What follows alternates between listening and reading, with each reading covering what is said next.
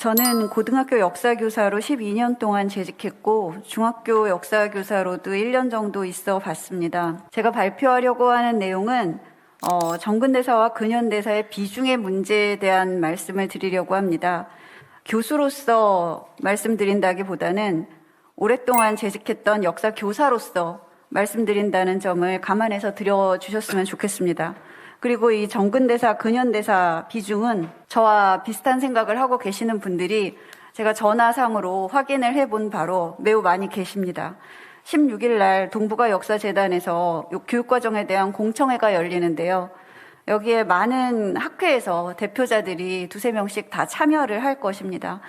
거기에 기회가 되시면 가보셔서 대다수의 학자들이 지금 이 비중에 대해서 어떻게 생각하고 있는지 확인을 한번 해주시면 감사하겠습니다. 2022년 개정안 시안에 따르면 개정 고교 한국사 교육과정은 정근대사, 그러니까 1876년 이전의 한국사의 비중이 현행 25%에서 약 16% 정도로 줄어들게 됩니다.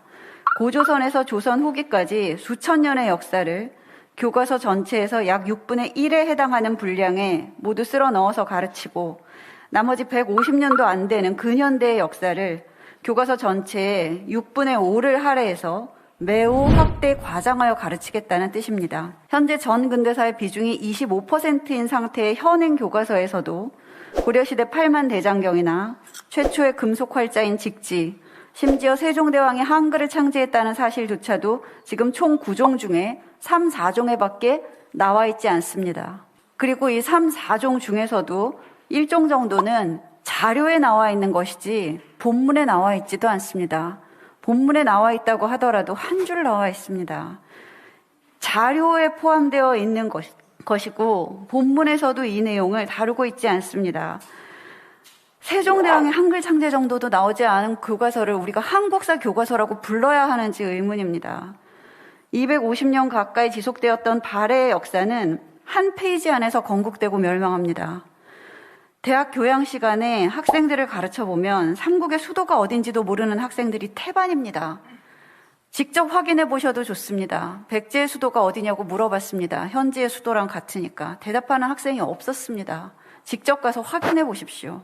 한마디로 미래 세대의 기억에서 우리 역사가 지워져 가고 있다는 인상을 받습니다. 이는 아주 교묘한 형태의 민족사 말살이 자행되고 있다는 생각마저 듭니다.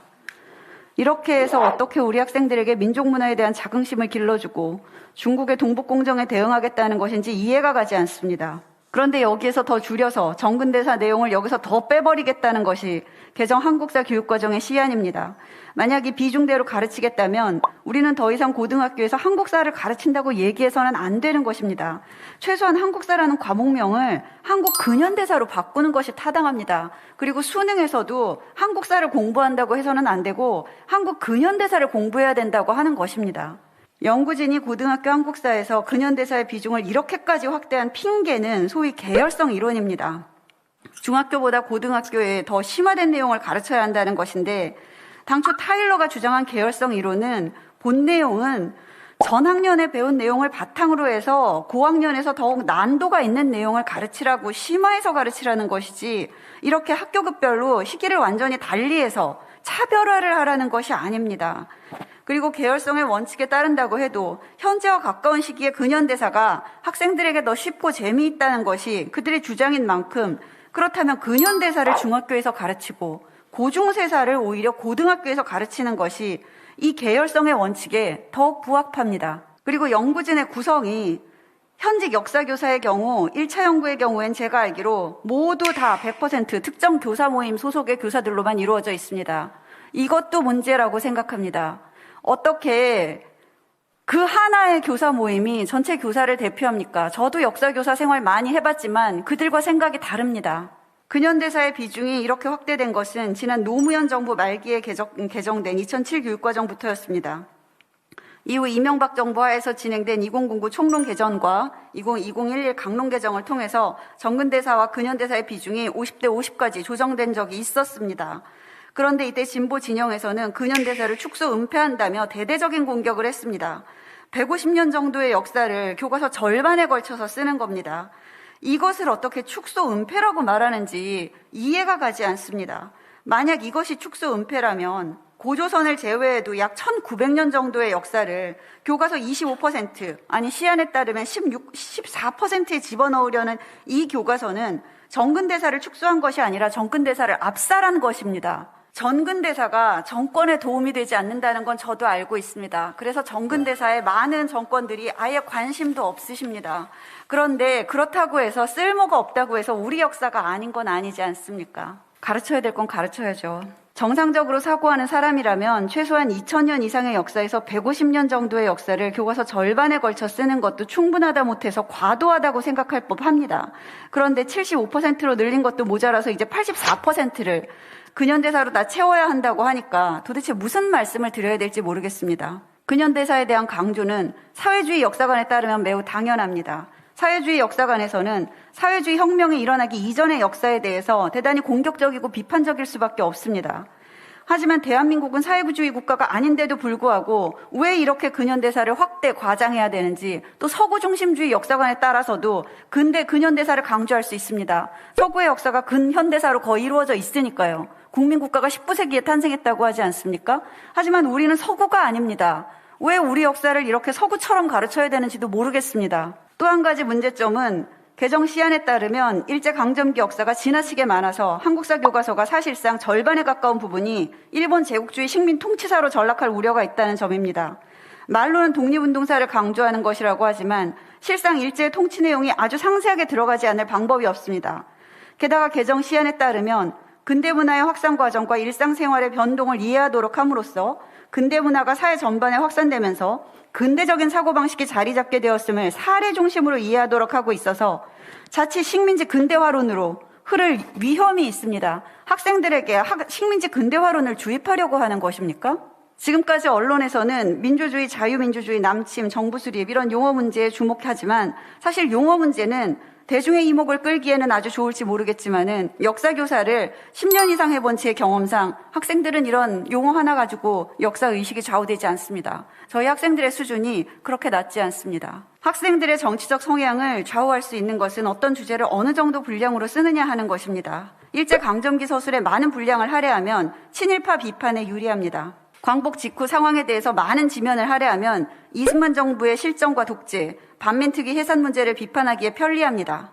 그리고 현대사의 많은 분량을 할애하면 독재 정권, 권위주의 정권 비판, 경제개발 정책의 문제점, 노동운동과 민주화운동의 중요성과 가치, 그 과정에서 보수 정권의 반인도적인 탄압, 이런 내용을 충분히 많은 사례와 자료를 통해서 학생들에게 그 진실성을 설득하기에 유리합니다. 물론 다른 자료와 사례를 쓴다면 정반대 방향으로의 설득도 가능합니다. 하지만 근현대사의 비중이 이렇게 2007 교육과정으로 늘어난 이후에 이와 방향을 달리하는 자료와 사례를 쓴 교과서는 과거 2011 교육과정에서 학교 현장에 등장을 뻔했던 교학사 교과서 하나 정도였습니다. 그리고 그 교학사 교과서가 지적된 오류를 모두 수정하겠다고 했음에도 불구하고 어떤 종말을 맞았는지는 모두가 다 겪어보았기 때문에 다 알고 있습니다. 제 예상으로는 앞으로 그 어떤 출판사나 저자들도 그와 비슷한 시도를 할 꿈도 꾸지 못할 것입니다. 두렵기 때문이죠. 이것이 과연 역사를 보는 다양한 관점을 주장했던 사람들이 할 만한 일이었는지는 아직도 의문입니다. 대중들은 역사 왜곡이나 오류가 문제라고 생각하지만 실상 문제되는 것은 분량과 편집입니다. 굳이 왜곡이나 오류를 하지 않더라도 사실, 즉 팩트만 가지고도 얼마든지 하나의 역사관을 학생들에게 주입하는 것이 가능합니다.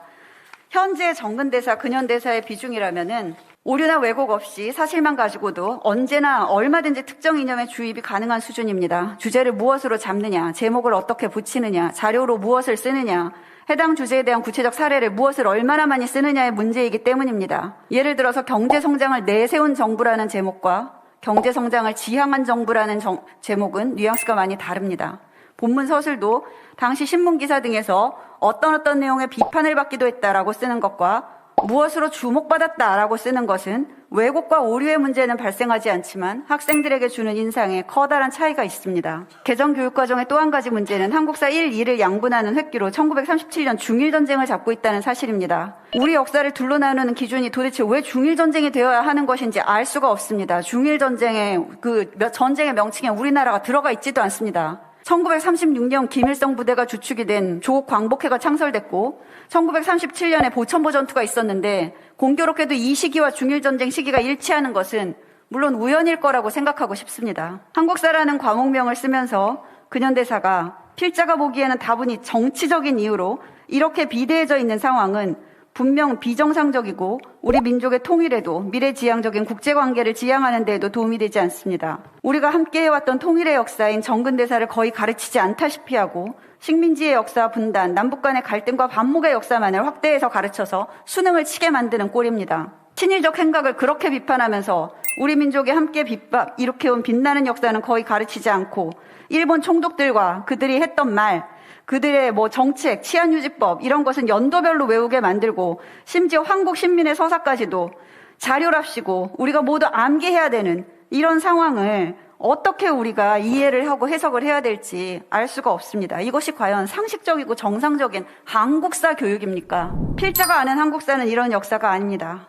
계속 이렇게 가르치겠다면 우리 한국사가 어떻게 전개되었다고 우리 수천 년 민족사를 모독할 일이 아니고 교과명을 한국 근현대사로 정직하게 바꾸는 것이 맞습니다. 그리고 고등학교에서는 한국사를 가르치지 않고 한국 근현대사만 가르친다는 사실을 솔직히 인정해야 됩니다. 우리는 지금 고등학교에서 한국사를 가르치고 있다고 말을 해서는 안 됩니다. 정권에 따라 이렇게 시대별 비중이 고무줄처럼 늘었다 줄었다 하는 것은 전 세계 어느 나라에서도 찾아볼 수 없는 현상일 것입니다. 아무리 정치적으로 요긴하다고 해도 자국사를 이렇게 정치적 도구로 함부로 이용하는 나라는 없을 것이기 때문입니다. 고려시대 몽골 항쟁기부터 국가의 위기가 닥칠 때마다 의병을 일으켜서 목숨을 바쳐가며 이 나라와 우리 역사를 지켜낸 우리 조상님들께 부끄럽지 않은 후손이 되기 위해서 우리가 무엇을 해야 하는지 다시 한번 생각해 보았으면 합니다. 감사합니다.